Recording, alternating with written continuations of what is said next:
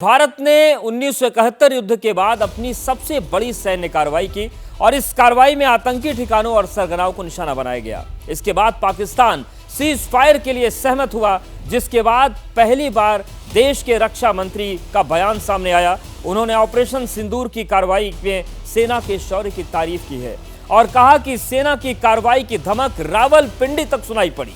दूसरी तरफ cease fire के बीच इंडियन एयरफोर्स का बयान सामने आया, जिसमें कहा गया है कि ऑपरेशन सिंदूर अभी खत्म नहीं हुआ है, ऑपरेशन अभी जारी है और आने वाले वक्त में इसे लेकर जानकारी दी जाएगी। इसके साथ ही साथ आज प्रधानमंत्री आवास पर एक हाई लेवल मीटिंग हुई। इसमें रक्षा मंत्री राजनाथ सिंह, सीडीएस अनिल चौहान, तीनों सेनाओं के प्रमुख एनएसए अजीत डोभाल भी मौजूद रहे और सीज फायर के बाद विपक्ष सवाल उठा रहा है कि आखिर क्यों अमेरिका मध्यस्थ बनकर सीज फायर का क्रेडिट लेने की कोशिश कर रहा है।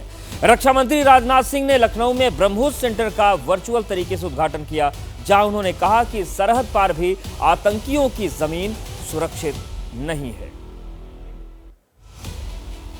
भारतीय सेना ने शौर्य और पराक्रम के साथ साथ संयम का भी परिचय देते हुए पाकिस्तान के अन्य ठिकानों पर भी प्रहार करके करारा जवाब दिया है। हमने केवल सीमा से सटे सैन्य ठिकानों पर ही नहीं कार्रवाई की, बल्कि भारत की सेनाओं की धमक उस रावलपिंडी तक सुनी गई, जहां पाकिस्तानी फौज का हेडक्वार्टर मौजूद है। आज सारा देश भारतीय सेनाओं का अभिनंदन कर रहा है। ऑपरेशन सिंदूर सिर्फ एक सैन्य कार्रवाई भर नहीं है, बल्कि भारत की राजनैतिक, सामाजिक और सामरिक इच्छा शक्ति का प्रतीक है। यह ऑपरेशन आतंकवाद के खिलाफ भारत की दृढ़ इच्छा शक्ति का और सैन्य शक्ति की क्षमता और संकल्प शक्ति का भी प्रदर्शन है। हमने दिखाया है, भारत आतंकवाद के खिलाफ जब भी कोई कार्रवाई करेगा तो आतंकवादियों और उनके आकाओं के लिए सरहद पार की जमीन भी सुरक्षित नहीं रहेगी। लखनऊ में नई ब्रह्मोस मिसाइल उत्पादन फैसिलिटी शुरू हुई, जो भारत की स्वदेशी रक्षा क्षमता को मजबूत करेगी। इस मौके पर उत्तर प्रदेश के मुख्यमंत्री योगी आदित्यनाथ ने ब्रह्मोस मिसाइल की तारीफ की और कहा कि ब्रह्मोस की ताकत पाकिस्तान से पूछी जानी चाहिए। ब्रह्मोस मिसाइल क्या होती है, अभी आपने ऑपरेशन सिंदूर के अंदर इस मिसाइल के पराक्रम की एक झलक देखी होगी, और नहीं देखी होगी तो कम से कम पाकिस्तान वालों से पूछ लेना चाहिए कि ब्रह्मोस मिसाइल की ताकत क्या है। आतंकवाद के प्रति प्रधानमंत्री जी ने घोषणा की है कि कोई भी आतंकी घटना अब युद्ध जैसा होगा, और याद करना, आतंकवाद को जब तक हम पूरी तरह कुचलेंगे नहीं तब तक समस्या का समाधान होगा भी नहीं। लखनऊ में 300 करोड़ रुपए की लागत से ब्रह्मोस टेस्टिंग फैसिलिटी यूनिट तैयार की गई। यूपी में ब्रह्मोस मिसाइल के यूनिट शुरू होना रक्षा के क्षेत्र में एक बड़ा कदम माना जा रहा है।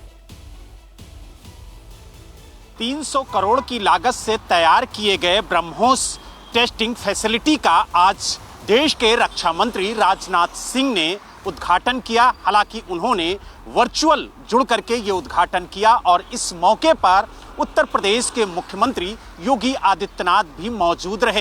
हालांकि रक्षा मंत्री राजनाथ सिंह ने कहा कि ब्रह्मोस मिसाइल भारत की वो ताकत है जो भारत को दुनिया के तमाम ताकतवर देशों में शामिल करती है। और साथ ही उत्तर प्रदेश के मुख्यमंत्री योगी आदित्यनाथ ने कहा कि अगर ब्रह्मोस मिसाइल की ताकत का अंदाजा लगाना हो तो पाकिस्तान से पूछिए कि आखिरकार ब्रह्मोस की ताकत क्या है। आपको बता दें कि ब्रह्मोस मिसाइल जो है वो भारत और रूस के संयुक्त उद्यम द्वारा विकसित एक सुपरसोनिक क्रूज मिसाइल है, जिसकी तमाम खूबियां हैं। अगर इसकी खूबियों के बारे में हम बात करें तो इसकी गति ध्वनि से भी 3 गुना ज्यादा है, और आपको बता दें कि ये जमीन, आसमान और पानी में मार कर सकती है। इसकी जो मारक क्षमता है वो 290 किलोमीटर से लेकर 400 किलोमीटर तक की है। इसके अलावा अगर हम बात करें तो ये जो मिसाइल है वो अपने लक्ष्य को किसी भी तरह से भेद सकती है। अगर इसका लक्ष्य चलता फिरता है यानी मूवमेंट में है तो भी ये मिसाइल अपने लक्ष्य को भेद सकती है। और इस मिसाइल की सबसे खास बात यह है कि ये जमीन से 10 फीट से भी कम ऊंचाई पर उड़कर अपने लक्ष्य को भेद सकती है, जिसकी वजह से ये रडार में भी नहीं आती है।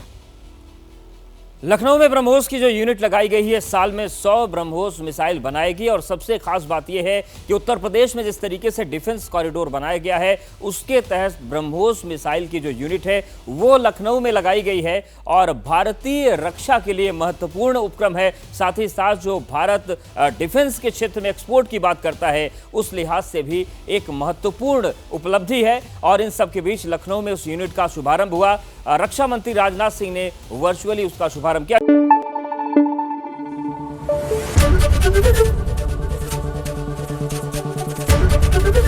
एबीपी न्यूज आपको रखे आगे।